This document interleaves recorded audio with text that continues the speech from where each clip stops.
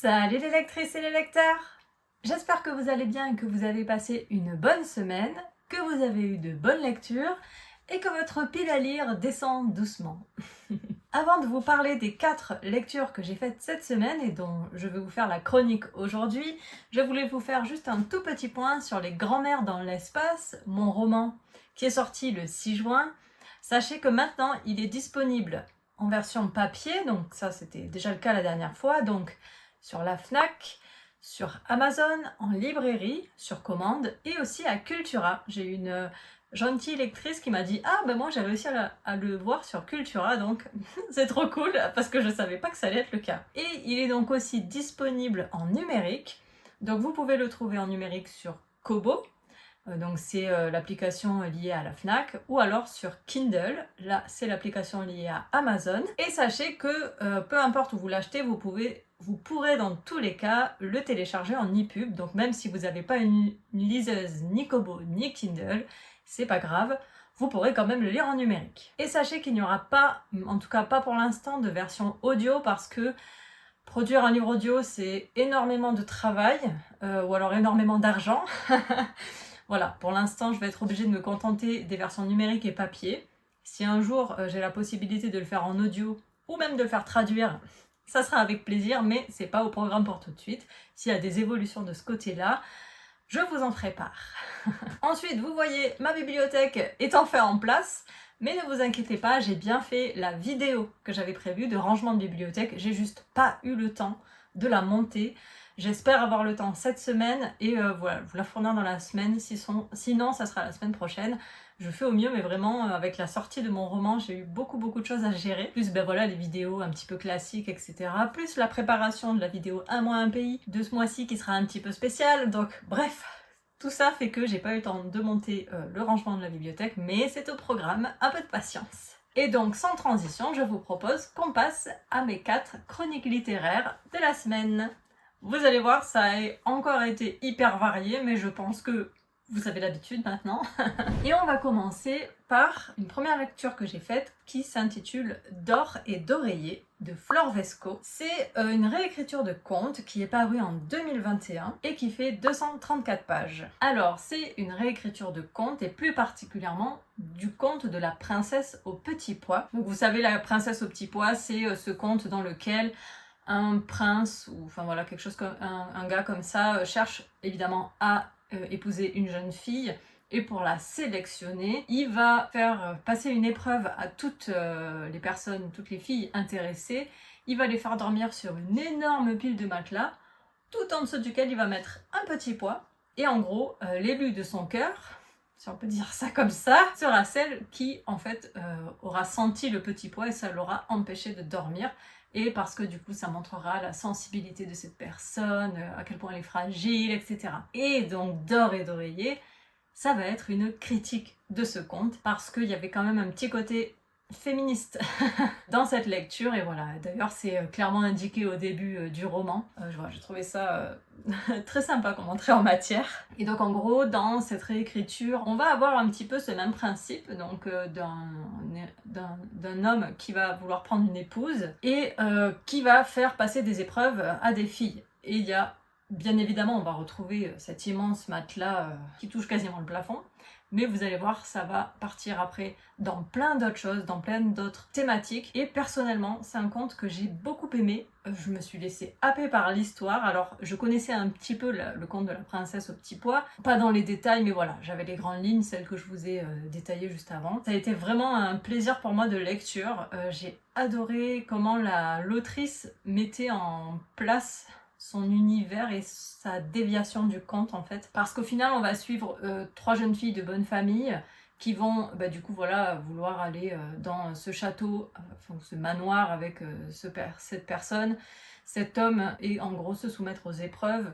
Et donc à partir de là, voilà, on va partir dans plein de choses. Et j'ai beaucoup aimé le côté épreuve justement, qui ne s'arrête pas à l'épreuve unique du matelas. J'en dis pas trop parce que moi ça a été un plaisir de découverte, de découvrir tout ce qui allait se passer. Et c'est dommage parce qu'en fait j'ai envie de vous dire tellement de choses sur ce livre, mais je peux pas parce que ça serait vraiment gâcher la lecture. En tout cas niveau écriture, j'ai trouvé qu'on était vraiment dans les codes du conte, mais avec un petit côté presque conte à l'ancienne. Alors c'est pas des contes que moi j'ai beaucoup lus, mais en gros voilà, comme les contes des frères Grimm originaux, qui sont apparemment plutôt sombres, plutôt trash, et bien j'ai l'impression que l'autrice voilà, retournait un petit peu là-dedans, au travers l'axe qu'elle a pris. Et d'ailleurs, ce livre à la base est publié à l'école des loisirs, mais... et en fait je comprends pas, parce que donc techniquement si c'est publié à l'école des loisirs, c'est un jeunesse, mais moi franchement ça m'a foutu les jetons. Je vous dévoile pas tout de suite le troyomètre, mais je peux vous dire, il est pas 1 sur 5. Vraiment, j'ai pas compris ce choix éditorial, honnêtement. Pour moi, on est plus dans un conte presque horrifique. Franchement, c'est vraiment presque horrifique. Et du coup, quand en fait, je me suis rendu compte qu'à la fin, que c'était publié à l'école des loisirs, je me suis dit, mais non, en fait, pour moi, ça c'est pas adapté pour du jeunesse. Alors peut-être qu'après, les jeunes ont une lecture différente, et il y a quand même ce côté conte, donc peut-être que moi j'ai lu aussi avec mes yeux d'adulte et je l'ai analysé différemment, mais en tout cas c'était une excellente lecture, je vous le recommande si vous aimez bien les réécritures de contes. Pour ma part, j'en lis jamais des réécritures de contes parce que je pensais que j'aimais pas ça. Mais écoutez, avec cette première expérience, en fait j'ai trouvé ça très chouette. J'ai beaucoup aimé les messages derrière, j'ai adoré l'ambiance vraiment un peu bizarre de ce lieu, de ces personnages énigmatiques. C'était vraiment une très très belle découverte. Et donc, je vous fais pas languir plus, mon troyomètre, je l'ai mis à 2 sur 5, ok mes livres en journée, mais j'étais à la limite de le mettre à 3 sur 5. Pense à respirer de temps en temps, parce qu'en fait, à des moments, c'était hyper oppressant, il y avait des trucs hyper bizarres, presque glauques, et franchement, je lisais ça le soir, et c'était limite, quoi. je pense même que ça m'a fait faire des cauchemars. Donc, ouais, vraiment, choix école des loisirs, je comprends pas pourquoi, j'en ai discuté avec d'autres personnes qui l'ont lu, pareil, elles m'ont dit non, je comprends pas pourquoi c'est du jeunesse. Donc voilà, sachez dans quoi vous mettez les pieds. On est dans un conte, oui, mais... peut-être leur filez pas votre enfant de 5 ans, quoi. J'ai ensuite lu Les Nuits de la Peur Bleue, c'est le tome 3 du Bureau des Affaires Occultes d'Éric Foissier. C'est donc un livre que j'ai lu, que je me suis motivée à sortir grâce au challenge Le Grand Chelem des Sagades de Dorian, du compte Insta et de la chaîne YouTube Monsieur Cabric, que je vous invite à découvrir, tant qu'à faire. Et donc j'ai gagné 3 points de plus.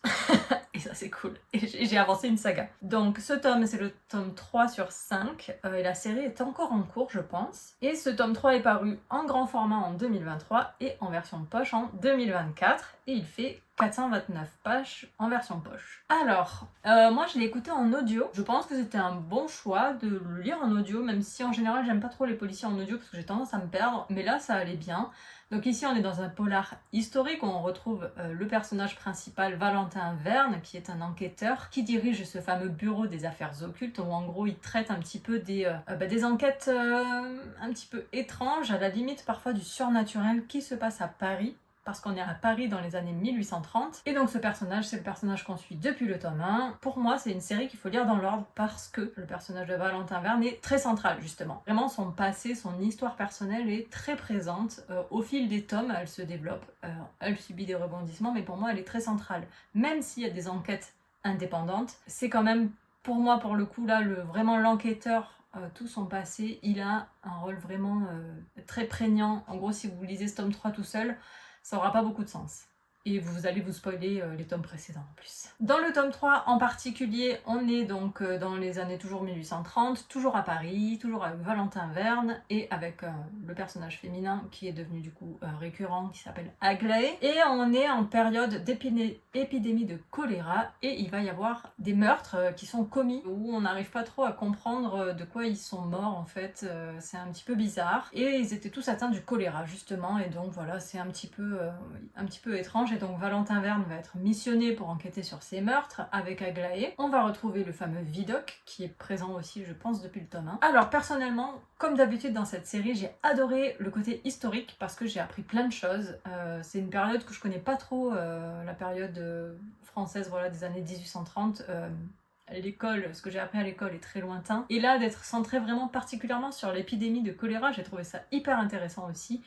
Parce qu'on apprend un petit peu comment c'était traité à l'époque, comment c'était perçu, tous les aspects politiques qu'il y avait autour, et c'était vraiment très intéressant, et aussi les différences de traitement entre les pauvres et les riches, etc. Et donc ce côté-là était vraiment très intéressant. L'enquête était sympa aussi. J'ai vu certaines choses venir, j'ai compris vers là où nous emmenait l'auteur, donc j'ai pas été vraiment surprise par la fin, mais ça m'a pas empêché d'apprécier l'enquête. et d'autant plus qu'on a toujours, avec Valentin Verne, on est toujours un petit peu dans les découvertes de son passé, etc. Et donc, voilà, de ce côté-là, j'avais plein de surprises à découvrir, donc ça va, c'est pas comme si j'étais blasée du début à la fin. C'était une bonne enquête. Après, honnêtement, l'enquête en elle-même, je vais rapidement l'oublier. Par contre, voilà, je suis contente d'avoir appris tout ce que j'ai pu apprendre sur le choléra, l'épidémie de choléra, etc. Ça, c'était très intéressant. Par contre, dans ce tome, Aglaé m'a énervée. Je peux pas trop vous dire pourquoi, mais en fait, c'est dans ses comportements, des remarques qu'elle a eues à un moment donné. En fait, elle m'a agacée. Je l'ai trouvée, comment dire, trop dans le jugement. Enfin, j'ai pas aimé son comportement à un moment donné envers Valentin. Je développe pas plus, mais pour moi, c'était un petit peu limite. Et voilà, j'ai pas aimé cet axe-là. Bon, après, ce personnage, j'ai déjà pas trop d'affect avec lui depuis le début. Donc, on va dire que c'est dans la continuité, à l'inverse de Valentin Verne, que je trouve très touchant comme personnage, très attachant. C'est pas trop le cas avec Aglaé, donc bon, on est dans la continuité finalement. Côté trouillomètre, on est sur du 2 sur 5, ok, mais lis-le en journée, parce que c'était pareil dans les tomes 1 et 2, dans ces enquêtes. On est quand même dans un cadre qui est assez poisseux, une ambiance, ouais, assez glauque parfois. On est vraiment dans les tréfonds, dans les bas-fonds de Paris, et des fois c'est un petit peu collant, un petit peu poisseux. Voilà, ce côté-là, du coup, ambiance très sombre, c'est ça qui fait que je le classe en 2 sur 5. Après, en soi, il n'y a rien qui fait vraiment très peur. C'est plus une question d'ambiance et d'oppression que moi j'ai ressenti. Peut-être pas vous, mais moi oui. J'ai ensuite lu Rousse ou Les beaux habitants de l'univers de Denis Infante. Et avant de vous parler du livre, je vais juste vous montrer le marque-page que j'ai utilisé pour cette lecture parce que vraiment il était juste parfait. C'est celui-ci. Regardez avec la couverture.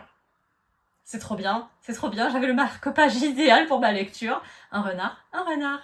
Et ça, c'est les marque-pages, bien sûr, je pense que vous la connaissez, si vous suivez Séverine notamment. C'est Alice, Dessine-moi mes rêves, qui fait ces magnifiques illustrations et qui a pléthore d'illustrations, de marque-pages et plein d'autres produits autour du livre. Du coup, je vous conseille si vous la connaissez pas. Moi, j'adore, j'en ai plein dans ma boîte là. Et je sais pas si vous voyez, ça aussi, c'est une illustration d'Alice. C'est trop beau, c'est trop beau. Et ça décore parfaitement ma bibliothèque.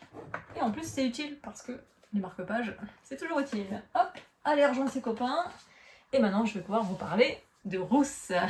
Ce petit roman de 202 pages est paru en grand format en 2024 et en version poche en 2025. On est dans un post-apo, donc un post-apocalyptique, où en gros les humains semblent avoir été supprimés de la Terre. On va découvrir au fil du livre un petit peu pourquoi, même si on s'en doute. Et nous, on va suivre donc Rousse, la renarde, cette jolie renarde qui vit à Bois de Chez, au Bois de Chez, je crois. Et en gros, elle va avoir envie de découvrir le monde. Alors au départ, son impulsion, elle est plutôt pour la survie parce qu'il y a de moins en moins d'eau là où elle vit. C'est plus difficile de se nourrir et donc elle se dit je vais aller voir là-bas tout au loin, dans les montagnes que j'aperçois très loin. Je vais aller voir là-bas ce qu'il y a et s'il y a de l'eau, si la vie elle est peut-être meilleure. Et donc on va suivre Rousse dans son périple. Pendant son périple, elle va faire de bonnes rencontres, de mauvaises rencontres, d'autres animaux avec qui voilà, elle va parfois se lier d'amitié ou pas, elle va se mettre en danger, elle va devoir lutter pour survivre et on suit en fait tout simplement ce périple dans cette nature qui est parfois hostile, qui est parfois aussi abondante mais qu'il faut savoir préserver. Avec ce livre, ça a été compliqué au début parce que le style est très particulier, parce qu'il n'y a pas de déterminant avant les noms. Ça paraît rien comme ça, un petit le, un petit la, mais en fait c'est important. Et moi j'ai mis beaucoup de temps à m'y faire, franchement au début mon cerveau il voulait absolument rajouter les déterminants avant les mots, et du coup j'arrivais pas à le lire, j'arrivais pas à me mettre dedans, et ça a gâché ma lecture en fait. Du coup au bout d'un moment je me suis dit allez, il est court, je pense que l'histoire va me plaire, ça vaut le coup que j'éteigne mon cerveau et que juste je lise les mots et je vais m'y habituer, et effectivement en fait quand j'ai arrêté de vouloir rajouter absolument les déterminants, et ça a été beaucoup mieux. Parce que je m'y suis faite en fait. Alors parfois ça menait à quelques confusions, j'ai dû relire 2 fois les phrases, mais c'était quand même assez rare, on comprend quand même assez finalement ce qui se passe. Après personnellement, je pense comprendre ce qu'a voulu faire l'auteur, je pense qu'en fait il a voulu nous mettre à hauteur d'animaux en enlevant ses déterminants. Mais au-delà de ça, c'est pas vraiment expliqué, enfin au-delà de ma supposition, c'est pas vraiment expliqué, et pour moi cet effet de style était pas nécessaire, était pas utile à la lecture. Enfin, pour moi, ça aurait été tout aussi bon, je pense, s'il y avait eu les déterminants. Et j'aurais moins galéré à me mettre dedans. Voilà, donc ce que je reproche en fait, c'est que c'est pas vraiment expliqué ce choix. Pour moi, quand il y a une narration spéciale, un style spécial, mais que c'est expliqué, qu'on a une bonne raison derrière qui est voilà mise en avant, je peux plus facilement l'accepter. Là, j'ai pas vraiment vu l'intérêt, j'ai pas vu le pourquoi c'était comme ça, même si je le suppose. Voilà, ça reste des suppositions, donc en fait, je sais pas pourquoi l'auteur a fait ça concrètement. En plus, je trouve que ce choix stylistique, au final, parfois, il venait desservir. Il y avait certaines très belles phrases, et de par cette absence de déterminants, ça faisait que ces phrases qui étaient un petit peu plus jolies que les autres, elles étaient noyées parmi ce style un peu spécial, et notamment parfois on fait des phrases volontairement sans déterminant pour apporter un côté poétique, pour marquer une phrase en particulier, et elle se dénote parce que toutes les phrases autour sont classiques, on va dire, et celle-là elle est différente et on la remarque plus. Et au final, je trouve que là ça marchait pas du coup, vu qu'il y en avait nulle part de déterminant. J'arrête sur le style, vous avez compris que moi c'était compliqué au début, mais finalement je m'y suis fait. Voilà, sachez juste dans quoi vous mettez les pieds si vous le commencez. Après, au-delà de l'aspect stylistique, j'ai vraiment adoré le personnage de Rousse. J'ai beaucoup aimé sa manière d'aller vers les autres animaux, sa manière de vouloir survivre, sa manière de vouloir aller toujours plus loin. J'ai beaucoup aimé ce personnage et j'ai adoré aussi d'autres personnages qu'on rencontre. Je vous laisserai les découvrir en même temps que Rousse. J'ai trouvé très touchante certaines rencontres, j'ai trouvé ça beau, et puis voilà, après évidemment c'est plein de messages qui sont cachés derrière ces rencontres, derrière tout ce voyage que fait Rousse. Et bien évidemment on a l'explication de pourquoi il n'y a plus d'eau en fait là où vit Rousse, on croise que des animaux et pourquoi on croise pas d'humains. Voilà, tout ça va être expliqué dedans, et évidemment il y a des messages qui sont liés à tout ça dans ce livre, mais ça peut se lire totalement juste pour le périple de Rousse. Moi c'est ce que j'ai décidé de faire, j'avais pas envie de réfléchir avec cette lecture. Déjà je galérais avec le style, j'avais pas envie en plus de réfléchir trop. Donc voilà, moi je l'ai pris juste comme une petite aventure aux côtés de cette jolie renarde, et c'était très sympa, vraiment je regrette pas finalement de l'avoir lu et de m'être laisser aller, d'accepter le style finalement, parce que c'était une très jolie lecture. Ça sera pas un coup de cœur, mais ça sera quand même un livre dont je me souviendrai, parce que ouais, j'ai quand même beaucoup apprécié les personnages et tout ce que vit Rousse. Côté trouillomètre, on est sur du 1/5, même pas peur, et pourtant c'est du post-apo, comme quoi on peut faire du post-apo qui n'est pas glauque, déprimant, sombre. Voilà, c'était très cool, une très chouette lecture. Et ensuite, j'ai lu Rousse ou les... Ah non, ça j'ai déjà lu. Et ensuite, j'ai lu Grimoire et chaussettes d'Axel Collot. C'est un cozy fantasy qui est paru en 2025, qui fait environ 320 pages. Dans ce livre, on est donc dans un monde de fantasy qui n'existe pas, dans lequel il y a de la magie, et ça c'était cool. On suit une dryade qui s'appelle Nyaline. Donc elle, c'est une dryade et c'est une ancienne aventurière qui s'est un petit peu a été mise à la retraite de manière un peu forcée, et se retrouve à ouvrir une boutique qui s'appelle donc Grimoire et chaussettes, dans lesquelles elle propose en gros des livres et des vieux grimoires, etc. Et aussi ça fait un petit peu café avec des bonnes choses à manger. Voilà, le côté cosy, vous l'avez compris, il est là. Entre autres. Donc elle, Nyaline, en fait, elle vit dans un arbre. Et j'ai beaucoup aimé ça d'ailleurs, je trouve ça très joli, toute cette histoire autour de cet arbre. Et donc en fait, en face de son arbre, où elle a sa boutique, va s'installer Kelris, qui est lui un elfe démon. Il se trouve que Kelris, c'est quelqu'un qu'elle connaissait et qu'elle ne supporte pas. Et ils ne se supportent pas l'un l'autre. Et donc voilà, quand Kelris s'installe à Dristelune, juste en face de chez elle, forcément, Nyaline, ça lui fait pas trop plaisir. J'ai vraiment adoré cette histoire. J'ai trouvé qu'elle était super bien dosée, avec plein d'éléments que j'aime. Déjà, c'était hyper cosy. Vraiment, j'ai retrouvé le côté cosy. C'est cosy fantasy, mais c'est vraiment cosy, quoi. J'ai adoré ce côté-là. Ça donne faim. J'ai adoré le côté petit village aussi, parce que Dristelune, c'est quand même pas une grande ville, hein. C'est un petit village, voilà... petit village de fantasy, un petit peu comme on pourrait imaginer la comté du Seigneur des Anneaux, ou dans Harry Potter, le village à côté de Poudlard, je viens d'oublier le nom apparemment. Et j'ai adoré ce côté voilà où tous les habitants se connaissent, s'interpellent, il y a des commérages, il y a toujours les petites commères qui viennent mettre leur nez. Vraiment j'ai adoré ça, pour moi. L'ambiance était trop cool. J'ai adoré le monde de fantasy aussi, qui était assez simple d'accès. En fait, c'était assez complexe en soi, c'est-à-dire que c'était pas plat, c'était quand même original, mais c'était facile à comprendre. Et j'ai beaucoup aimé ce qu'a fait l'autrice dans ce livre. J'ai trouvé ça très sympa, très ludique en fait. Parce que oui, on a ce côté cosy, on a donc ce côté fantasy, et donc qui dit fantasy souvent dit aventure, et il va y avoir à un moment donné une aventure, je vous dis pas laquelle, et pour moi c'était bien dosé parce que ça durait pas 1000 ans, il n'y avait pas 1 milliard de rebondissements, c'était une bonne petite aventure, j'ai adoré ce qui s'y est passé dedans, j'ai adoré la manière dont l'a fait l'autrice, ça faisait vraiment presque jeu vidéo, et j'ai trouvé ça vraiment très ludique en fait, c'était très agréable de progresser avec Nyaline et Kelris dans tout ça, et c'était vraiment très chouette. Honnêtement, je pense que ce livre est un petit coup de cœur. Alors, après voilà, au niveau écriture, on va dire c'est pas révolutionnaire, mais ça se lisait très bien pour moi, c'était l'écriture parfaite pour ce livre en fait. L'originalité venait simplement du monde de fantasy qui mécaniquement apporte beaucoup déjà de richesse, donc pas besoin en plus de rajouter des phrases trop longues ou trop originales, l'histoire elle se porte elle-même finalement. En plus aussi, tout au fil du texte, à certains moments on avait des petits interludes avec d'autres personnages, parce qu'en gros nous on suit essentiellement Nyaline et Kelris, qui alternent, leur point de vue alterne, et de temps en temps on a des interludes. Et d'ailleurs ce que j'ai oublié de vous dire aussi, c'est que Nyaline elle a un familier, et ce familier c'est un petit chat qui vole, mais attention, c'est pas n'importe quel chat. C'est Madame Charlotte. Et c'est Madame Charlotte de je sais plus quoi, mais vraiment genre c'est une aristocrate. Et elle m'a tellement fait rire. Le personnage du chat m'a vraiment beaucoup fait rire. J'ai beaucoup aimé sa relation avec Nyaline. Bref, c'était trop bien. Vraiment, j'ai aimé tous les personnages. Alors, il y en a qu'à un moment donné qui m'a un petit peu agacé. Une vieille dame, voilà, qui, par ses remarques, m'a un petit peu agacée. Mais bon, voilà, on est quand même aussi, oui, dans un cosy fantasy, mais on a aussi une petite romance. Et donc, mécaniquement, il fallait qu'on rentre un petit peu, voilà, qu'on ait un personnage un petit peu cliché comme ça, pour ça. Mais bref, donc je l'ai accepté finalement. Voilà, c'était juste un micro grain de sable dans cette lecture que j'ai vraiment adoré. C'était trop bien, je suis trop contente de l'avoir lu. Trouvomètre 1 sur 5, même pas peur, rien ne fait peur, on est vraiment dans un côté cosy. Et du coup, ce que je tenais à vous dire, c'est que il va y avoir un tome 2 qui s'appelle Grimoire et Potimarron. Ce tome 2, ça va pas être une suite directe, donc le tome 1, il a bien une vraie fin.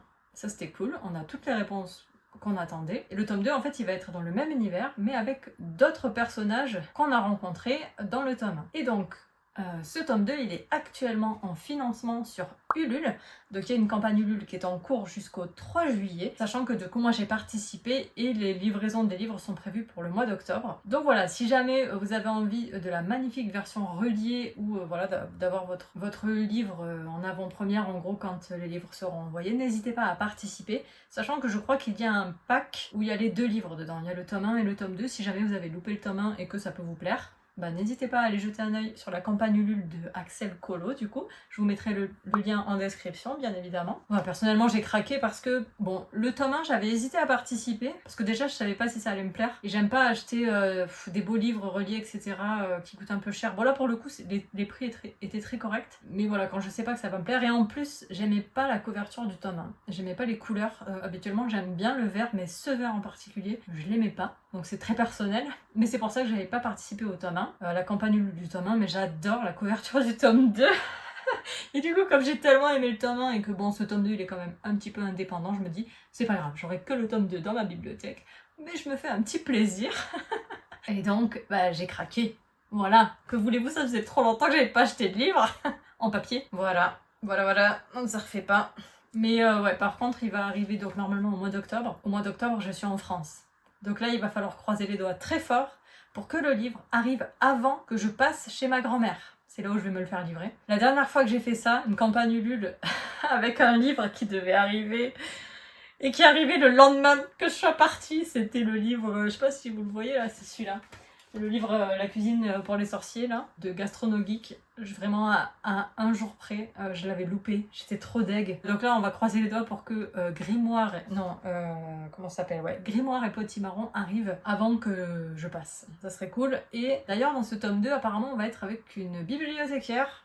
Donc j'ai envie de dire c'est trop bien. C'est trop bien. Ce que je voulais aussi vous préciser pour le tome 1, donc pour Grimoire et la chaussette, c'est que il y a une petite romance dans l'histoire, mais j'ai trouvé ça, pareil, bien dosé. Il y en avait juste ce qu'il fallait, donc c'était très bien. Pour moi qui lis pas beaucoup de romance, là, c'était vraiment le bon niveau de tout, le bon niveau de cosy, le bon niveau de fantasy, le bon niveau d'aventure et le bon niveau de romance. j'ai envie de dire carton plein. On veut des lectures comme ça tous les jours. Et bien voilà, écoutez, on arrive au bout de cette petite vidéo. N'hésitez pas à me dire si vous avez lu ces livres, ce que vous en avez pensé et ce que vous êtes en train de lire en ce moment. Quant à moi, je vous reviens bientôt avec, on espère, le rangement, la vidéo rangement de la bibliothèque. Avant de partir, si vous n'êtes pas encore abonné à la chaîne, n'oubliez pas de le faire, ça fait toujours plaisir et surtout, ça vous permet de voir les vidéos qui sortent. Et si vous n'avez pas encore liké la vidéo, faites-le avant de partir, ça aussi, ça m'aide énormément. Et je sais que des fois on n'y pense pas, donc c'est pour ça que je suis là pour vous le rappeler. Et du coup, je vais vous souhaiter une très bonne semaine et je vous dis à très bientôt. Ciao!